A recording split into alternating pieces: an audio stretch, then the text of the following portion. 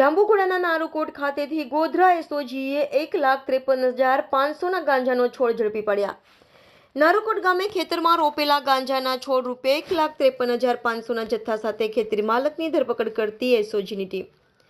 પ્રાપ્ત માહિતી મુજબ મૂળ છોટાઉદેપુર જિલ્લાના ગડોથ ગામના મનરભાઈ પોપટભાઈ રાઠવા નારુકોટ ખાતેના માજી સરપંચના ફળિયામાં પોતાની માતા સાથે રહેતા તેમના ઘર આંગણે આવેલા ખેતરમાં ગાંજાના છોડ ઉગાડ્યા હોવાની જાણ ગોધરા એસઓજી શાખાને ખાનગી રાહે બાતમી મળતા કે નારુકોટ ખાતે માજી સરપંચના ફળિયામાં રહેતા મનરભાઈ પોપટ રાઠવાના ખેતરમાં ઘર આંગણ ગાંજાના છોડનું વાવેતર કરેલ છે।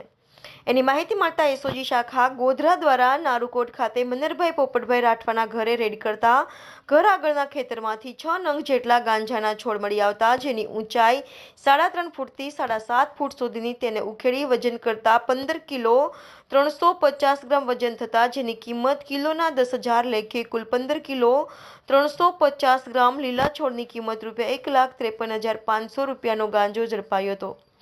એસઓજી પોલીસે મનરભાઈ પોપટભાઈ રાઠવા વિરુદ્ધ નાર્કોટિક્સ ડ્રગ્સ પદાર્થ અધિનિયમ 20 ની કલમો ઉમેરી કાયદેસરની કાર્યવાહી હાથ ધરી હતી। સંવાદદાતા દક્ષા, દીવ મિરર ન્યૂઝ, હાલોલ। નમસ્કાર મિત્રો, હું ફિરોઝ ઈરાની આજે તમને એક નવી વાત કરવા આવ્યો છું।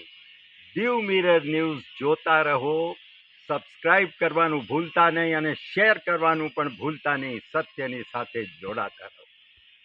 નમસ્તે મિત્રો, હું છું ચાંદની પરમાર।